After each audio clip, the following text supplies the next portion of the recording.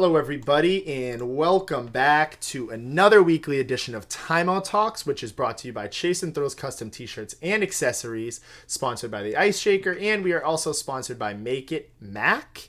You guys can buy your Timeout Talks apparel via www.chaseandthrows.com, and you can purchase your Ice Shakers at www.iceshaker.com. I feel like I just said Chase and Throws and Ice Shaker twice, but sound a little similar there. Good But promo. good promo, yeah. Josh. Good promos for them. You But shout them out. we always got to shout them out. 15% off on the Ice Shakers if you put in Sure. Timeout Talks. Can be caps, doesn't have to be caps. Just figured that out recently. But again, we'll welcome some of you guys in. I know we're going to have some stragglers as the show picks up. But we've got some interesting stuff to talk about. A wild weekend in the NFL. Feels like we've been saying that every single weekend, but it really just gets better and better every weekend. Lions and the Ravens bow out. Ben was this close. We were just talking about this in the pre-show. This close Right to there. literally clean sweeping the last two rounds. It's right there. We're going to get to the Steelers, who named a new offensive coordinator. I want to hear Ben's all authentic thoughts on that a little bit later in the show. We will also get to you guys, some of your takes on who you guys think is the biggest threat to the Celtics in the Eastern Conference. We'll get to some comments during the live show and to some comments we got on TikTok, Twitter, and Facebook as well. That'll be a little bit later in the show. But first, Ben, the floor's open. We can start with the AFC Championship game. We can start with the NFC Championship game. We can leave it open completely. But what a wild weekend in the NFL. The Chiefs are moving on to the Super Bowl again in a rematch with the 49ers. I like that one, Josh. I think that first team you hit right there. We'll start with that AFC Championship game. I think that one's a little more clear cut. Like you said, hey, Super Bowl. I was this close. Chiefs Niners. It's going to be a good one, Josh. I'm not too excited. I'm going to be honest too. I know. I'm just going to pivot real quick. It's the Super Bowl everyone predicted. We thought it was going to. This is just the best of the best. I wanted the Lions in there. I wanted to see the Lions finally break through. Niners. Chiefs obviously met before a couple of years ago. It's just something we've already seen it. So I'm a little bummed with that. But I mean, it's going to be a great game regardless. Always great.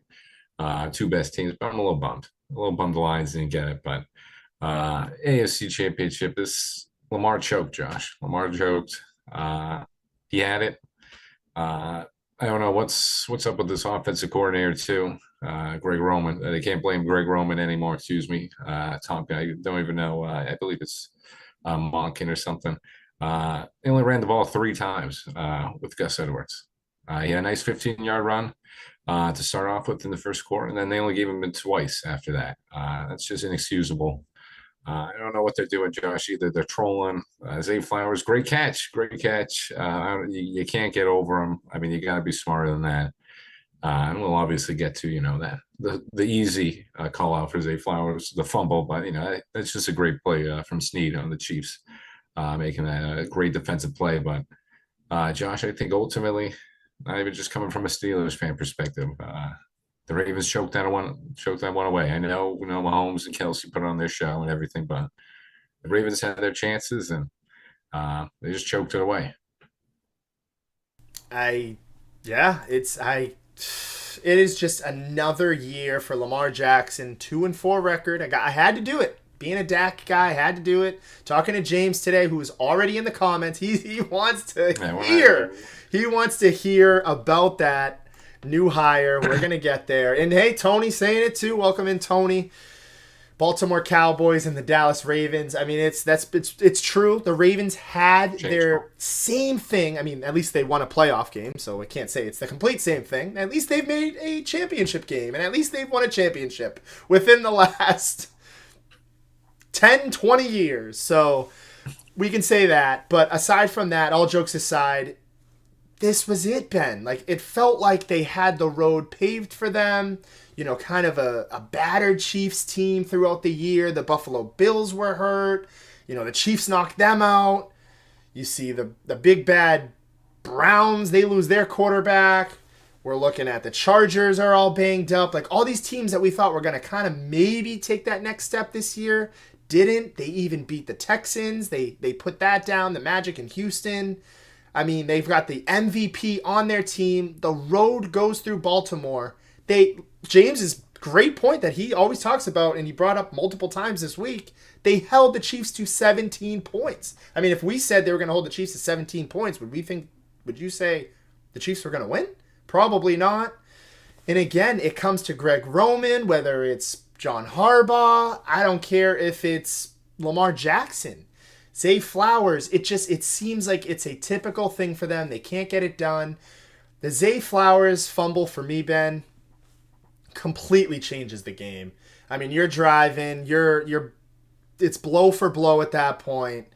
Each teams are scoring, they're keeping it close. And then that touchback, it just felt deflated, like they just took the deflation out of the game. And then followed by that, Lamar Jackson, he's driving them down again. You're starting to think that they can make things happen. Then he throws an interception into triple coverage. Don't know what he was trying to do there. Was just trying to be the hero. Didn't work out for him. And unfortunately, we're singing the same song for the Baltimore Ravens. They just can't get it done. Number 1 seed. I mean, they went away from the running game. I don't know. I mean, their defense was phenomenal. I want to say that they're going to be back again, but it's tough. The AFC's getting better. The Chargers made a lot of good coaching changes, and I'm not going to sit here and say that they're going to take that next leap, but it's super hard to get back here in the NFL. And this kind of felt like it was all put in for the Ravens. I don't want to sit here and poo-poo them, but Joe Burrow's going to be healthy next year. It's tough. You got the Houston Texans are starting to come up on the rise now. The Miami Dolphins are a few steps away. I mean, you got to think the Buffalo Bills get it done. Yeah, exactly. Buffalo Bills. Great minds think alike there, Ben. But just to kind of hit it on the head here, it just seems like it's something, not even just Lamar Jackson. It seems like it's a Baltimore Ravens thing. Similar to what I talked about with my Cowboys. They just can't seem to get it done. I'm not going to sit here and put it all on Lamar Jackson because I don't think the whole game should be on him. There was a couple boneheaded decisions made, boneheaded drops. But tough pill to swallow for the Baltimore Ravens, who I thought were destined to go to the Super Bowl. And I thought we were going to see 2 number 1 seeds going at it. But yet again, the Kansas City Chiefs and their coaching staff just proved us wrong, and they proved Ben right. Yeah, Josh, just wanted to double check, like Todd Monken's the new offensive coordinator. I might butcher, sorry if I'm butchering his last name, for the Ravens, but again, he fell into the Greg Roman thing, just not run the ball enough. They're yelling at him for doing all that, and then Todd Monken does the same thing. Lamar Jackson drop back, passes 82% times in this game. That's just not going to win a game. Lamar Jackson's, drop back pass. He's going to make some good throws. He's obviously stepped up in his passing game, and I think he's a good passer from what he once came into the league as. But I mean, you can't have him drop back as much. And as I said, Gus Edwards only getting 3 carries. It's just not working. This isn't a Ravens team that can operate like that. They just can't. They're not going to outthrow Patrick Mahomes, and they almost did. As Josh pointed out, 17 points. If you tell anybody that, you think the Chiefs are going to get beat right there. I mean, if you hold them to 17 points, it's just baffling. A little baffling. Zay Flowers, obviously, just a tough call. I mean, he was the only one making plays out there too, so it's kind of hard to really get on him. He had the big catch, obviously, but like I said, the taunting penalty kind of negated that one a little. But I mean, he was just there for Lamar most of the time. Nobody really was making any plays for him. That Chiefs defense was stepping up, so both defenses stepped up in that one. Ugly second half. Don't think there were any points in the second half. Maybe a field goal. I got to double check that, but maybe a field goal for the Ravens. But very quiet first second half.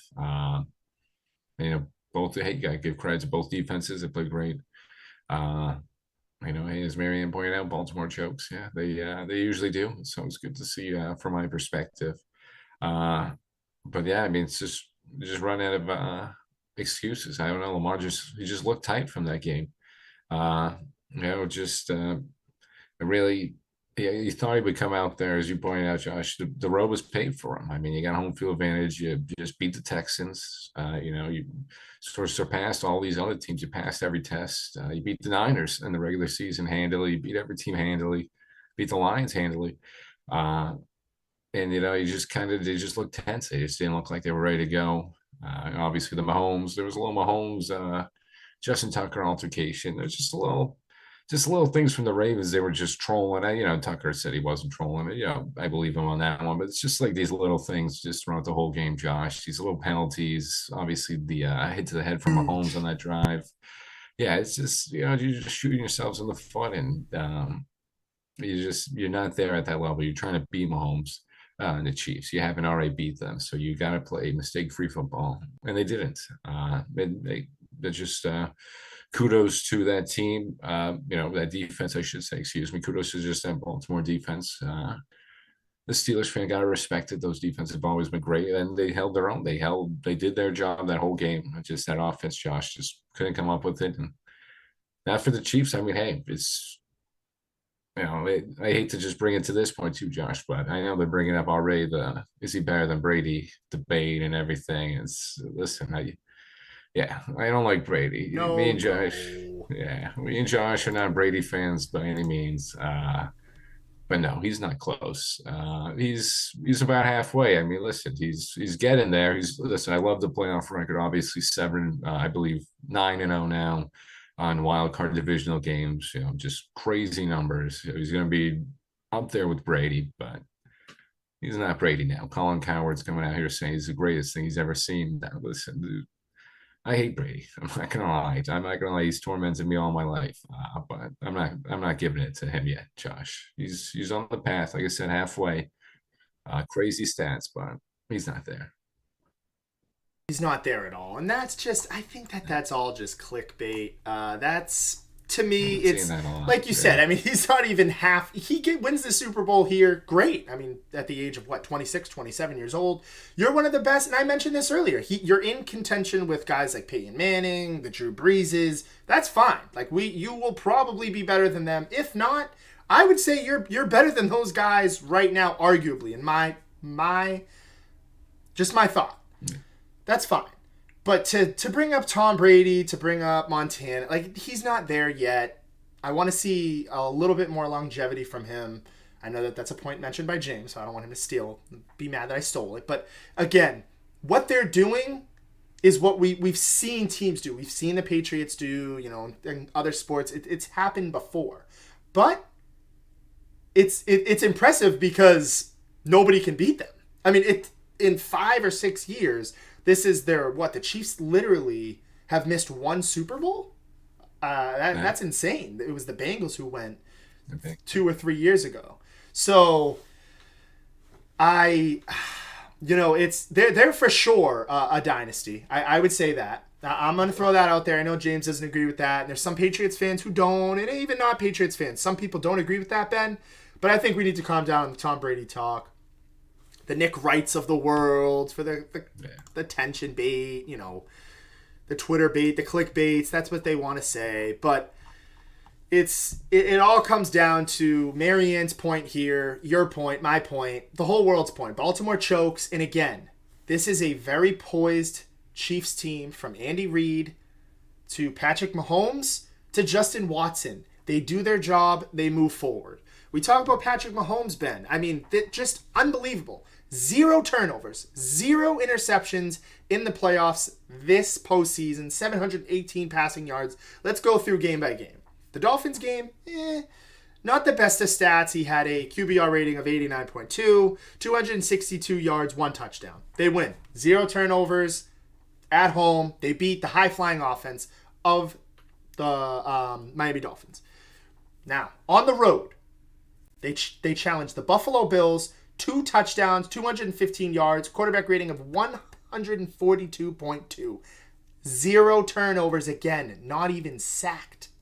The offensive line, everybody was on their A game against the Bills. It was just a well-oiled machine that could not turn the ball over or punt the ball. I mean, it was if the Bills got the Chiefs to punt the ball, they were throwing a celebration. So, again, they take that momentum into Baltimore, who, as we mentioned, had everything go their way. It felt like this was a hobbled Chiefs team. 35-year-old Travis Kelce. Well, guess what? Patrick Mahomes again. He doesn't light up the stat sheet, but he did what he had to do. 105.8 QBR rating. Took 2 sacks. Give him that. I mean, the first sacks he's had, the first pressure he's had all postseason. Only 2 sacks in the postseason. 1 touchdown and 241 passing yards. So he's not doing these extravagant things. He's not trying to do too much. He's just well coached. He's got a great running game to lean on in Isaiah Pacheco, who they nailed on in the 7th round pick there, Ben. And they're just doing what they have to do to win games. And that's why I think this is going to be a very interesting matchup next week. I know we don't want to give away too much because we have a Super Bowl preview, predictions, all that. We'll get into parlays. We'll get into over and unders as we usually do. It will all be Super Bowl. We'll even get into the prop bets. Exactly. Ben beat me to that. We'll get into all that. But again, Ben, this is a matchup I'm super excited to see. Chiefs, we're going to talk about the 49ers in a minute, that Lions meltdown. But just, it's going to come down to coaching, and that's why I think it's a very close game. Ben, I'm not even saying this for content. I honestly don't know who I think is going to win that game next week. Everybody's coming around. Who's going to win? Who's going to win? Who's going to win? It's too early for me to say. Even if I did, I probably wouldn't tell you on the show. But I don't know who's going to win. I legitimately have to have some time to think it over because the 49ers team have that roster, but the Chiefs team have that coaching. And I think that's what kind of happened, and what we saw in Baltimore was the better coaching. And as you mentioned, too many penalties, too many mistakes, and another choke job from the Baltimore Ravens. Yeah, exactly. And yeah, I'm pretty much in the same boots as Josh. I don't know who. I'm kind of leaning towards one team, a little 60-40 right now for one team. But Josh and I gotta remember too. I mean, can't really have the Niners win because the Niners have 7. So you gotta remember that one. It's always a I good remember point. that one. I kind of forgot that. San Fran playing for a lot right now, trying to get the most Super Bowls ever by any team, trying to become the leader, I should say. But yeah, like Josh pointed out, just going to be a great coaching matchup. Great call too. I mean, hey, Pacheco, you hit it right there. I mean, that's just been saving this offense. As you mentioned earlier, just shattered throughout the whole year. I mean, just injuries and Kadarius Tony drops and just guys not performing. MVS just not showing up. But Pacheco's been kind of the shining light for them. He's just been this grinder, bruising back. It's just began them just highlight plays, first downs when he needed, and just coming up with clutch plays. So he leaned heavily on him against that Baltimore defense, and he came up clutch against that very tough defense. So and now we're starting to see MVS get around too. A little Tony getting benched, probably keep him on the bench. We don't really need to bring Kadarius Tony to the Super Bowl. Probably don't need him. But just the final point too, as Josh said, I mean, Kelce, you just gotta have Travis Kelce. He's just making, as I mentioned, Zay Flowers was sort of the one guy for the Ravens, and he had his faults with it, but Travis Kelce was just the go-to guy in this game. Any pass. There was that crazy 3rd down pass. I believe it was 3rd down, but it was just that crazy body was just thrown across his body, and Travis Kelce dove for it and somehow grabbed it. They were just connecting with everything, Josh. So, I mean, when that connection is going like that, they're just kind of tough to beat as well. But now when you're seeing that, especially they need that connection, especially with this offense that's still trying to find themselves a little. But it's just, you got to give it to the Chiefs. I hate to say it. Again, it's that Brady Patriots sort of feeling where you don't want to keep seeing them win. They're always there. So I kind of want to see different, teams in there, but you're just going to give your hats off to them. They're the best of the best right now, Josh. So it's going to be a great matchup too. We're going to get everything for everyone next week, but it's great matchups. Like I said, just a little boring for me. Just number one's just a little boring. Doesn't like it. A little boring preview, it is literally a rematch. Yeah. Since Mahomes' last time, the first championship he won, Marianne saying, I don't think San Fran played as well as I thought they would. And I could not agree with that anymore. You look at that game, I mean, just Ben, with the Lions, they kind of played with fire a lot to get to where they were. Some huge coaching decisions in that game. They go up 24-7. And then it all just kind of crumbled. Like, what happened, Ben, to the Lions? And at that point, I mean, at one point, there was one point in the game where it was a busy Sunday, but I'm looking at it and I'm like, wow, the Detroit Lions are really going to go. Like, that's my team in the helmet challenge, our family helmet. I'm like, let's go. It's going to be me versus Jared. We're already joking around who's going to split the pot. Are we going to do 50-50? We're just kidding, but making jokes. And all of a sudden, in a blink of an eye, this talented 49ers team ties it up. It's 24-24. And now it's like, oh boy, here we go. Ben, if you're a Detroit Lions fan, one half of you's got to be feeling, hey, we went further than we expected. NFC Championship game, one game away from the Super Bowl, a lot to build on with a young coach who came in here and dug us from the ground under. But on the other side, it's nothing's a guarantee. You just blew the game. How do you even move forward from here? Gonna be tough, Josh. That's one's gonna be a tough one not to swallow. They just had a couple, especially with these fourth downs. I mean, I'm just going back. Listen, I had a little money on the lines too, so I feel a little pain. I mean, they were just right there. They had this. It was perfect. Just come out guns blazing in the first half, 14-0. They were just moving the ball on this San Fran team that I haven't seen anyone do in quite some time. Much like the Ravens, they just stopped running the ball, Josh. They only went into the second half 24-7. They only ran the ball 5 more times in the second half. Jahmyr Gibbs was having a career day. David Montgomery was doing solid on the ground. And I mean, you got a 14-point lead, and you only run the ball 5 more times in the second half, and you're just trying to kill the clock and just stop this San Fran offense from getting going, which you knew they were going to eventually. I mean, McCaffrey had already had an early score, and McCaffrey was starting to make some big plays, but I mean, they controlled it. Jake Moody, that was a big miss from San Fran. I mean, that was from the rookie kicker. I thought that was going to come back to bite them, but they just clamped down. And Detroit, as you sort of alluded to, Josh, the fourth downs, they went for it a lot. That's what they were doing this season. Went for a 37 point something percent. I don't know the real percentage, but I mean, that was the most in the 21st century era of a team going for it in the NFL. That was their identity, and that won them a lot of games. That changed the momentum in a lot of games. And I did the opposite effect in this one. I go back to that one where it was 24-10, 4th and 2 on the San Fran 28. I mean, yeah, that was a huge drop from Josh Reynolds. Don't get me wrong; he's got to come up with that. Had a great game before. We just had some clutch catches. But it's just, you got to come up with those ones. I just hate to say it. Just there's nothing else you can do. Jared Goff laid out perfect for him.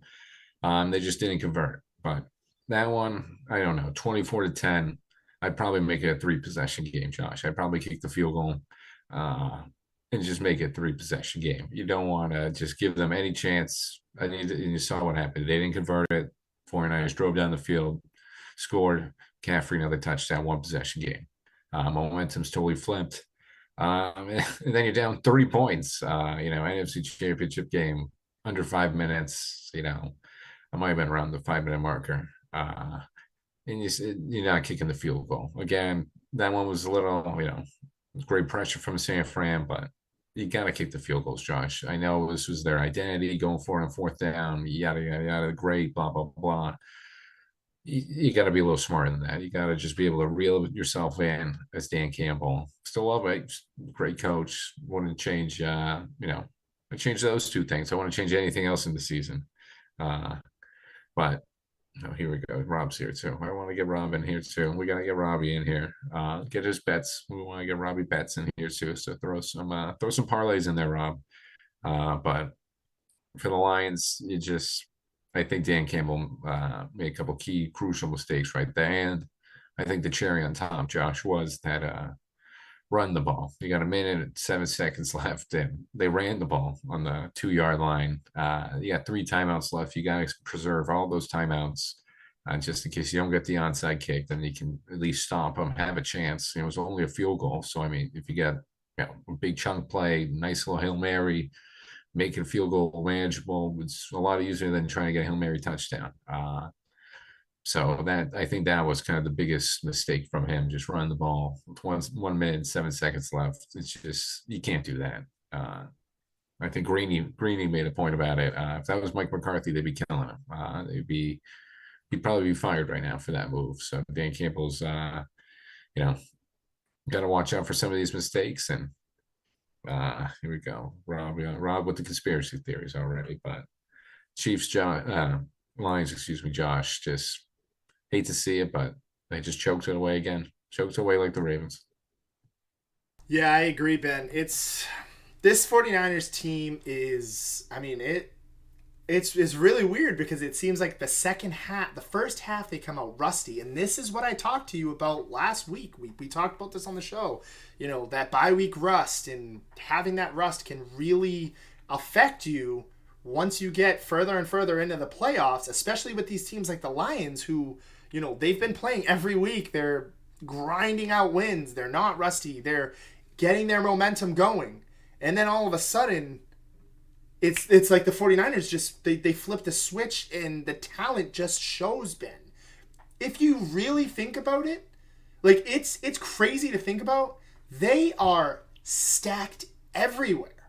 Like everywhere, dude. It is insane how insanely talented that this team is. And at any moment they can feel like they're out and then they can come right back into the game and win. And I think one of the most difficult parts for me personally, how it would feel if I was a Lions fan, excuse me, was the fact that they negated Christian McCaffrey in the first half. They made him a non-factor. They took Deebo Samuel out. They took Kittle out. They had Ayuk. They said, Ayuk, you can do your thing. You wanna kill us? That's fine. But we're gonna take a lot of those game changers out, and we're gonna make one player hurt us. We're gonna take that running game away, and we're gonna make Brock Purdy make some decisions. And unfortunately, made some very bad decisions in the first half. But fortunately for the Niners, he was able to turn things around in the second half. And the thing about the Lions that it felt like they had it, Ben. It wasn't like they were being dominated. It wasn't like, you know, for weeks and weeks. And even me, myself, I challenged that secondary of the Lions. But they held their own in the first half. And even later in the game when Ayuk catches that ball, it's just like, what? It kind of reminded me of the Kittle catch versus the Cowboys last year, where you kind of just felt the momentum change like that. It's a really tough pill to swallow. I think overall the Lions will probably be fine. I think that they're going to be in the mix next year. Maybe take a step back. I don't know if they'll make the NFC Championship next year. Things are going to be tough. You got a Green Bay Packers team. You got to assume someone in the NFC South takes that next step, whether it's the Saints, Falcons. They're cleaning house. They're making a lot of different decisions, which we're going to get to a very familiar face, which will be coming to Pittsburgh in a little bit from the Falcons. We'll talk about that in a minute. But if you're a Lions fan, you're definitely bumming. Like, it's bittersweet because, you know, they made it far. They're a young team. They've still got, you know, years left. They got a young rookie quarterback. They've got, a young rookie running back. A little tongue twister there for me. They've also got a dual threat over there in David Montgomery, as you've mentioned. They've got Reynolds, who had a solid year despite that drop. They've got Jamison Williams, who finally seems to be getting things going. Amon-Ra St. Brown, who is just really emerging into that number one wide receiver, and some pretty solid linebackers there, Ben, who were able to negate Christian McCaffrey, as I mentioned. Tough pill to swallow for the Lions. They'll be back. They will be a playoff team next year. It'll be a nice battle for that NFC North. I want to see that. But I think you can bank on them being back, but it's just you can't bank on them going all the way. It's a very tough league, and every little mistake matters, and it's one of those things like Ben mentioned. This is the most aggressive team on fourth down we've seen in recent history, if not all of history, and it ended up biting them in the conference championship game. So we'll be talking a little bit more about that matchup with the Chiefs and the 49ers. As we mentioned, we'll get to that next week, a little bit more exclusive for that. But the Pittsburgh Steelers making a move in naming a new offensive coordinator in Arthur Smith. Ben, thoughts on that one?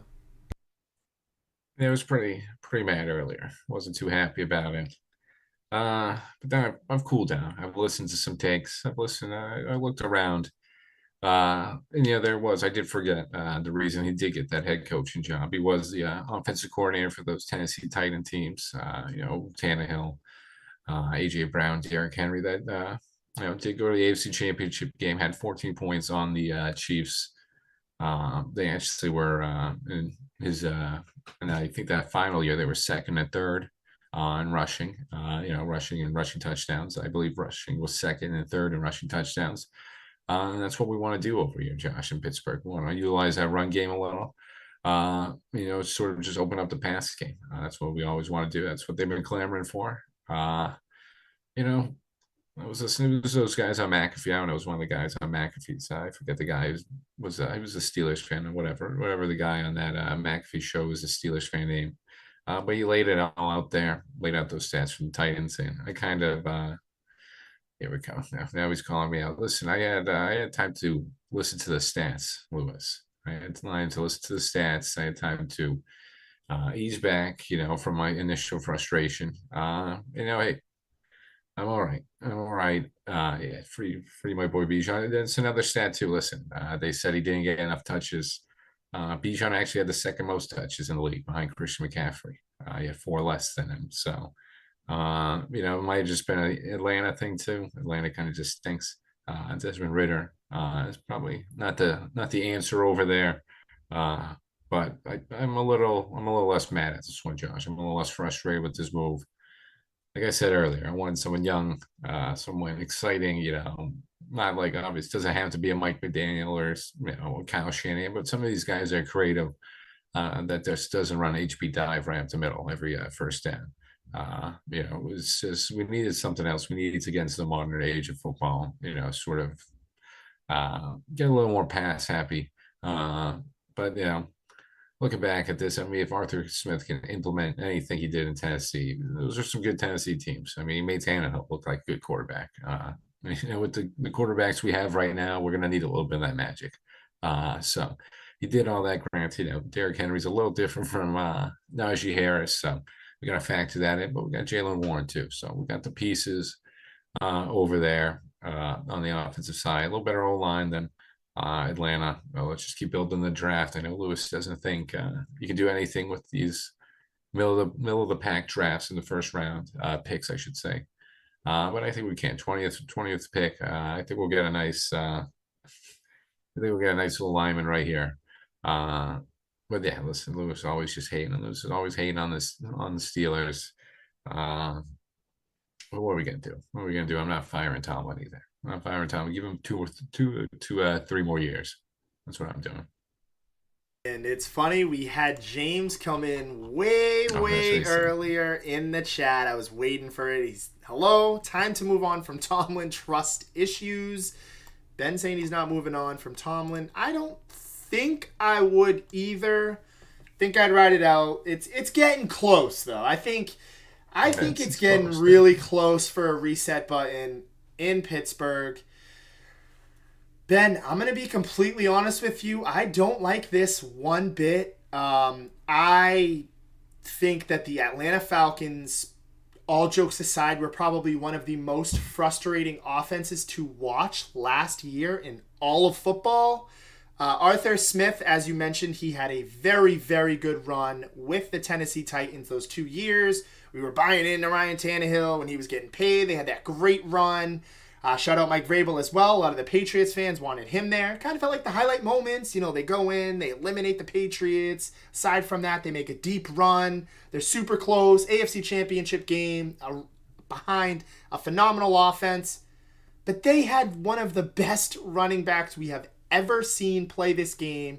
I mean, Derrick Henry, who is a bruiser, but also one of the fastest. I mean, he's 6'4", but he's like one of the fastest guys in his heyday, was one of the fastest guys on the field. And I think a lot of Arthur Smith's success is a testament to how good Derrick Henry was. I'm one of the biggest Derrick Henry fans that there will ever be. Like Dylan said, I was even going into the beginning of this year still trying to clamor for Derrick Henry to be the best running back in the league. Clearly that's not the case anymore, but that just goes to show you how high I am on Derrick Henry. Aside from that, I don't like this move. I think you look at the Falcons' offensive rankings the past 2 years, they haven't been good. They're middle of the pack, and it seems like that's what the Steelers have been, and it seems like that's the trend you guys want to be in. I understand that it's tough to kind of get in a good offensive coordinator to come in. Who am I to talk since Kellen Moore? The rushing game, Mike McCarthy said all this stuff about the rushing game. That's been gone. That's fine. Number one offense for what? So you got to kind of pick your battles. As Ben mentioned, he wanted a young guy. There's not, Ben Johnson ended up staying in That would have been nice. Detroit. That would have been great for you guys. Seems like he probably wants a head coaching vacancy position. But Steelers, they play it safe. They take a guy who's been an offensive coordinator with the Titans, had some success. But I really don't like this, Ben. I know a lot of people with the dual running backs, and that's kind of been the argument here is, hey, he can get the running game going for them. That's something that the Steelers have really lacked. And later on in the season, Ben, I know me and you both can agree that that's kind of what brought you back into the playoffs, was having those dual running backs kind of take that pressure off of guys like Mason Rudolph and even whoever, Kenny Pickett at times. But I don't love it. I hated the Falcons offense this year. Maybe it's because of personal vendetta. They screwed me over. I know you mentioned they gave Bijan Robinson a lot of opportunity. I don't love this hire. I think it's just a recipe for disaster. And I think we're going to be seeing the opposite problem where Ben's going to be like, we're running the football way too much. What is going on? I think he's going to see a lot of small, short passes again. And I think Ben's going to be clamoring for a young, wanted guy, even though Lewis is saying the pause on that one. But we've got a couple comments in here. Lewis. We cleared that up. Lewis didn't have to throw the pause in there. We made that pretty clear. Yeah, my bad too, Lewis. I misread that. He was calling Rob a fraud. So that's on me, Lewis. I misread that. I read that pretty quick. I thought he was saying something about the Steelers being 500, and Rob's a Bills fan now. So I guess he likes the Bills. Everyone's a Bills fan now. I don't know. Everyone's going for him. Yeah, Marab, one of the best. He's claiming he's the best Timeout Talks fan. So I just want to get all Rob's comments in here too now. So big prediction from him too. Texans second round of the playoffs. I like that. He's just been talking. He's just been throwing everything in there. He's just been saying anything he wants. I will say, though, Rob was the first guest we've ever had on Timeout Talks, and he's been a consistent viewer. I was randomly in the car one day. I was like, if Timeout Talks ever took off, who is one of our biggest fans? Obviously, aside from our family and our parents are in all the time. Chi's in here. Ben gives Chi. I mean, I might be giving some of my cut to Rob if we made it big, because he is always in this chat. So shout out him. But they're both those guys. They're number one. Number Give one. somebody gamble. Yeah. Hey man. Hey, we take that. We'll see. We'll see what parlay or thing he drops. Definitely got to have him in there next week for his Super Bowl. We'll be asking him. Maybe Rob. We'll have you sleep on this, Rob. I want you by next week to say in the comments, whatever he calls in, I don't know however he does it. I want him to say what he thinks the Super Bowl, the Gatorade color will be next weekend. That's his thing. I want to see. That's a big thing. A lot of money gets thrown on that. I think they said already over 50,000 bets on that. So kind of crazy. One of the best ones to do.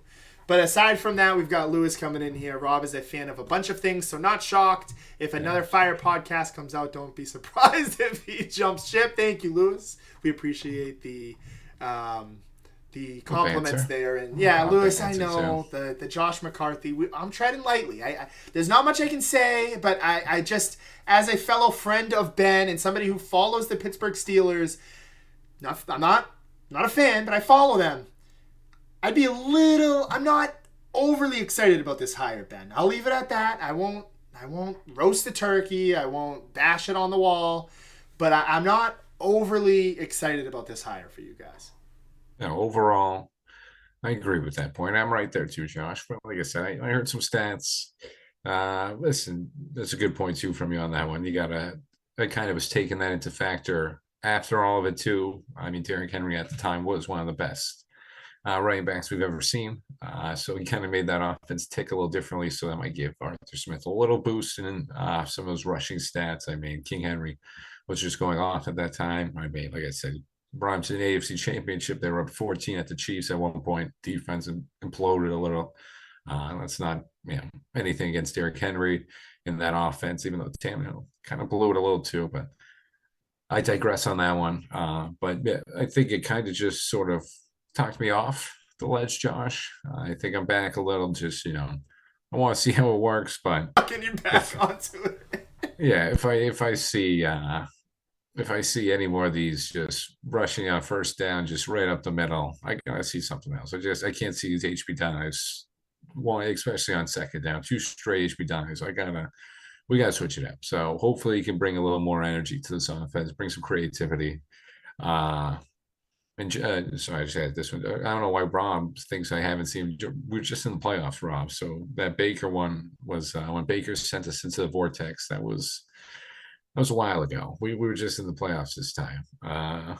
Bills Mafia took care of us, but Mason Rudolph put up a nice fight, so I got to give him that. And Lewis, where's Bill going? I got no clue now with the Chargers taking that. I think Bill's going to sit in the sidelines now. I think he's going to take the year off because I thought that Chargers position was going to be perfect for him. Get Herbert, obviously Mac, Bosa, Derwin James on that defensive side. He can turn those guys and that defense into that discipline force that they need to. I was already blanking on their head coach Staley. Staley can't do that. Staley just lost respect and control of that locker room. Bill can control that team. Sort of just nurture that young quarterback in Herbert and sort of finally get him going. But I mean, Harbaugh's over there now, so I really don't know where he's going. I think Bill does sit out. Atlanta job, I don't know, but I think he might just sit down right now. He's been here we go. He's gonna slip that one in there, Lewis. There you go. That's fine. It's true. I mean, I don't know what we're doing. We gotta get with the ages sometimes with their offensive play calling, but I think Bill's gonna sit this year out. To be honest, I don't see him going anywhere. I agree, Ben. You looked at the Atlanta Falcons. They took a couple interviews with him. Things didn't work Yeah. out. Maybe it's because he wanted a little bit more power and they didn't want to give him that power. Maybe it just he wasn't overly, excited about taking that opportunity. I think honestly, I think it's probably the best case scenario for Bill. I know that sounds crazy, but we see a lot of these head coaches, and again, I'm not even going to name names because I'm not going to compare all these head coaches to Bill Belichick. Of course, I mean, if he comes knocking on a lot of teams' doors, most teams are going to open their arms. Aside from the GM stuff, aside from how things kind of fell apart without Tom Brady, he is the best head coach in the National Football League ever. That's my opinion. That's just a fact in my opinion. So whether you want to take that with a grain of salt, a little contradiction there from Josh, but whatever. I'm throwing it right at you. But I think it's honestly the best decision for him, Ben. I know you kind of alluded to it a little bit. Chargers, they took their guy. Jim Harbaugh, I like it. He's going to instill some culture over there. Brandon Staley didn't really have the locker room. Hopefully he can do that. They moved on from Kellen Moore over there to the Philadelphia Eagles, familiar foe, and Vic Fangio. That'll be interesting. But aside from that, I like this for Bill. Steps out aside, maybe joins like a big contender next year. I know he kind of wants a project, but I think he's going to join a powerhouse next year. Maybe it is somebody like us. Maybe it's the Dallas Cowboys, or maybe it's the Philadelphia Eagles next year if they fall off, or maybe everything kind of comes to fruition in one of these random playoff teams that are kind of doing well right now. I don't know. The NFL is a crazy, wonky league. We just saw Bill Belichick leave after 2 years ago. He was in the playoffs with a rookie quarterback, Mac Jones. Everything can kind of flip to the tail here in 1 year. So I think he's going to take this year off. I agree with you, Ben. And I think wherever he's going, they're going to have a great head coach. Kind of take the reset button, pause, kind of analyze a little bit this year, join the announcing team, and then take a head coaching job somewhere else. As Lewis pointed out too, no way to go to the Cowboys. Him and Jerry Jones would not. I don't think they would mix too well. And hey, Jets, maybe going back to not where it all began. I think you originally started with the Browns, but obviously the big move from the Jets to the Patriots that kind of set the whole dynasty for the Patriots in motion. Yeah, maybe it goes back to the Jets. I mean, they talk about a team that just needs discipline and just try to control a locker room. Robert Saleh might be on his last. Been on his last couple chances over there, so you never know. You never know. Yeah, as Lewis pointed out, maybe get fired midseason, bring him in. Uh, I don't know, and I think ultimately, yeah, maybe just he's been doing this a while. He's been doing this a very long time. Maybe just take a year off, go relax, maybe become an analyst or something. I know he's not the most exactly chatty guy or happy guy. So we can make that transition. I think people like to see him in the booth, hearing from not the booth, I should say. Maybe like a halftime show or something. Booth would be a little too Terry much. Bradshaw and those guys. Yeah, yeah, yeah. Yeah. Terry, hang out with Terry and them. He's no Romo. Romo, even though A lot of Romo's doing people, all right now. a lot He's of doing all people right. don't like him. He's Yeah, I know. People again, a little sick and tired of him. I like him. He's all right. Sometimes I liked when he was playing the calls, calling the plays, I should say. He was predicting it from the booth. Uh, I thought that was pretty funny, but I think Romo's catching a little too much flack, Josh. But for Bill, no, just take the year off, go relax, go to Cancun or something. Take it easy for a little. I couldn't agree with you anymore there, Ben.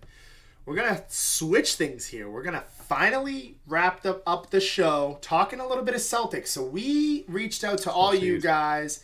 We asked you guys all around who is the biggest threat to the Boston Celtics in the Eastern Conference. Right now, the Celtics sit at the first seed. I mean, they've just been unbelievable. Great win last night against Zach's Pelicans. Zach was not happy about the TD Garden atmosphere. It's a tough one, tough pill to swallow there. But this Celtics team is a boat, is a wagon. With all those threats in the Eastern Conference, we know what the Celtics have been able to do.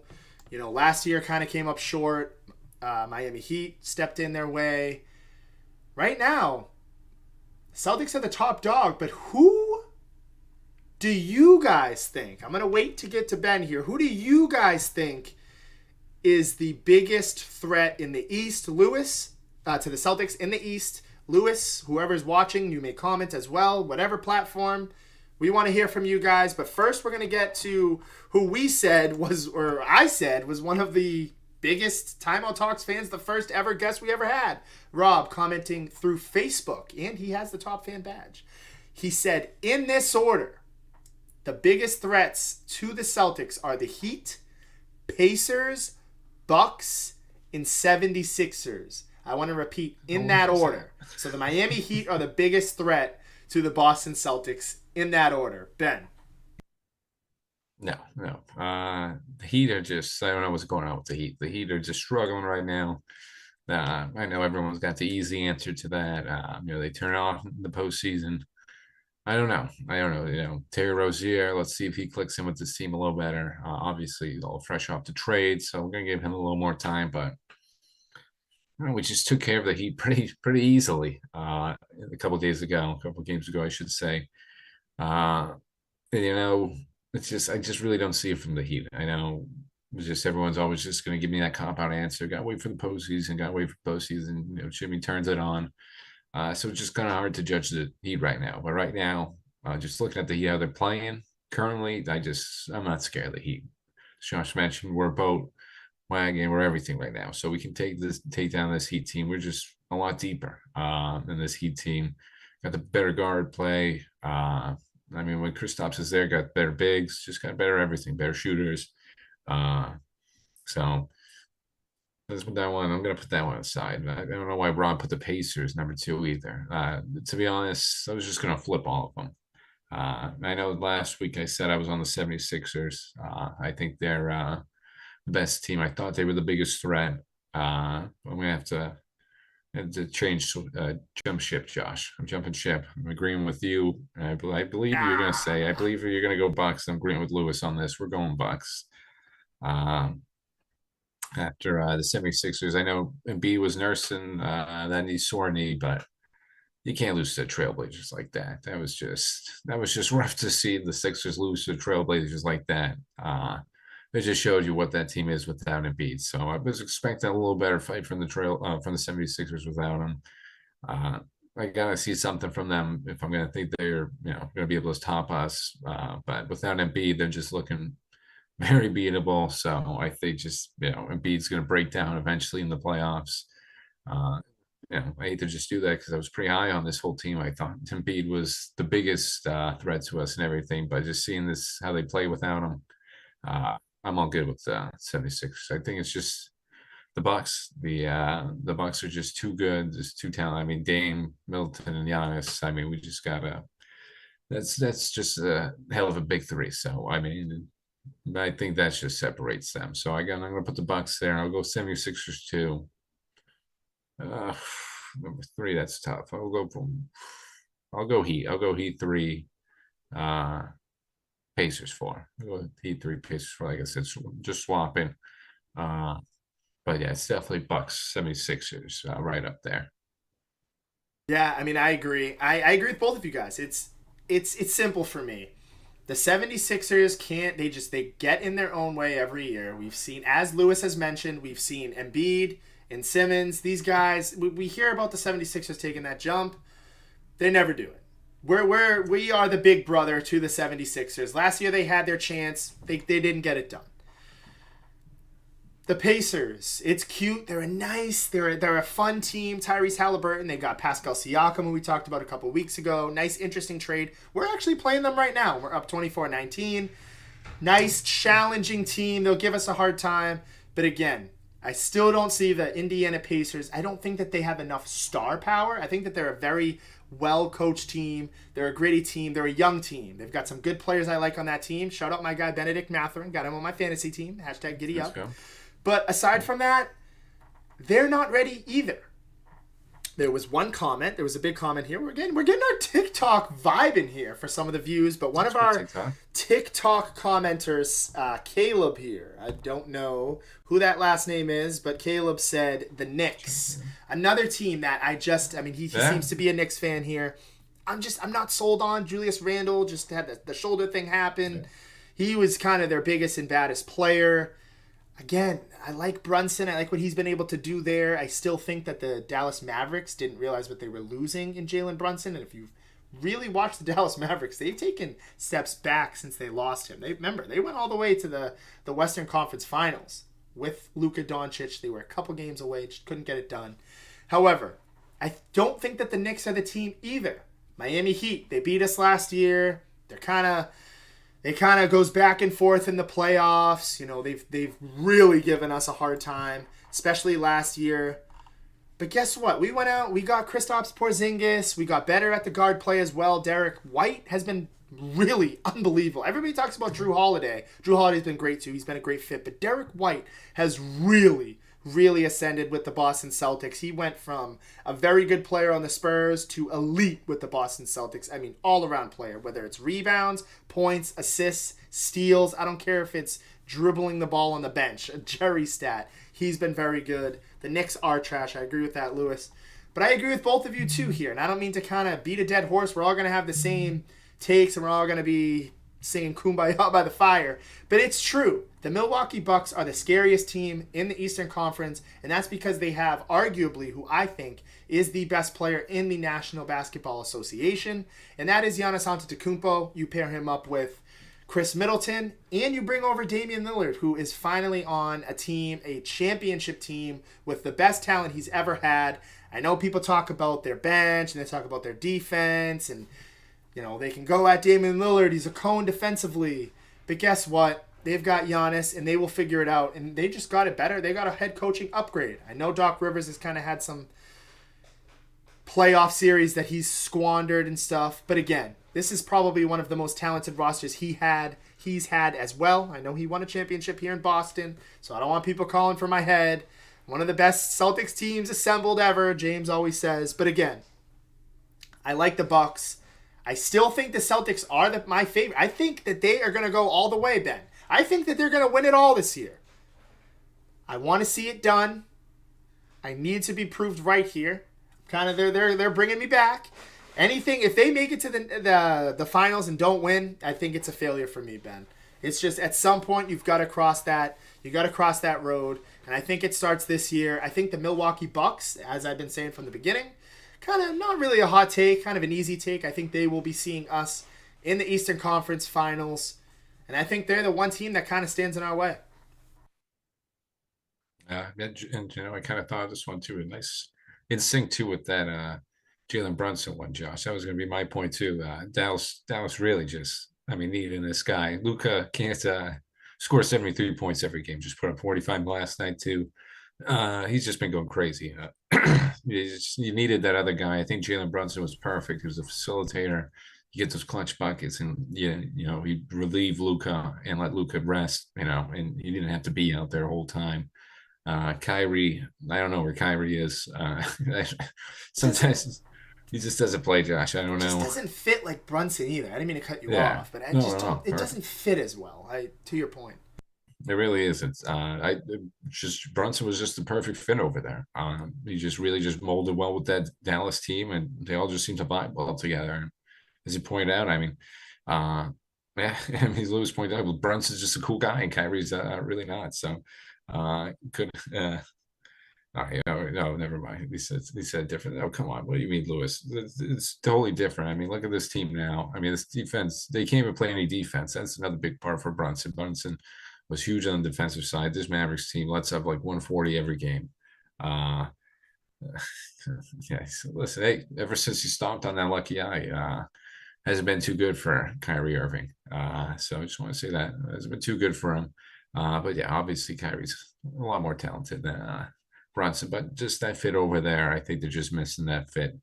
Uh, Grant Williams too over there. I don't know what Grant's doing. Grant's really not It's fitting too falling much. right Yeah, off. that's looking bad on my part too, Josh. I was a big Grant guy, so uh, it's looking bad. But yeah, Lewis, he's not Kyrie. We'll put it at that. But yeah, that next one. Sorry to Caleb, but yeah, again, shout out Brunson. But the Knicks just aren't doing it. Knicks aren't deep enough. Josh pointed out too the Randall injury. It's just not going to be good. So, and just another team for the Celtics that could be a threat to themselves, Josh. I think the Celtics are the biggest threat to themselves, injury Bingo. wise. Just, we're looking at all these teams, Bucks, great, 76ers, Knicks, blah, blah, blah. But as you sort of threw out there too, I mean, if we get to the finals, it's a failure. Yeah, I mean, just because we keep getting to these finals, we keep overachieving in the beginning, and then we were achieving what we were supposed to, but we just keep coming up short every time. Uh, Lewis pointing out, Grant's doing nothing. I always love that, Lewis. But the Celtics team just always comes up short, and it's their own doings. I mean, Warriors series unraveling, Heat series, just the Heat just sticking it to us, and just a series we should have had won. Both series, we're just finding ways to lose these ones. So I think the biggest team, biggest threat to us is ourselves too. So we'll throw that one in there, little philosophical one too. Josh wanted to break it down like that, but it's just getting to that point where I think we just are the talented team. We just got to get over ourselves and get over those mental hurdles. 100% Ben, and that's actually the best point. Is the Celtics' biggest threat is themselves. I mean, that's wow. That's It's like like the therapy. professor coming out asking you the question. You turn the question on the professor. You flip it. You flip the script there. I like that one from Ben. But quick point there too to the Brunson thing. I think it's kind of like Derek White is not as. I'm not saying Derek White is better than Kyrie Irving, but he fits this team better than Kyrie Irving did. It's kind of like that. That's kind of how I feel about the Dallas Mavericks for Jalen Brunson and for Kyrie Irving. Kyrie Irving is one of the most skilled basketball players I have ever seen. And aside from his off the court antics, it has nothing to do with it. Just the way he plays on the court too. I don't think he fits the Luka Doncic mold as well.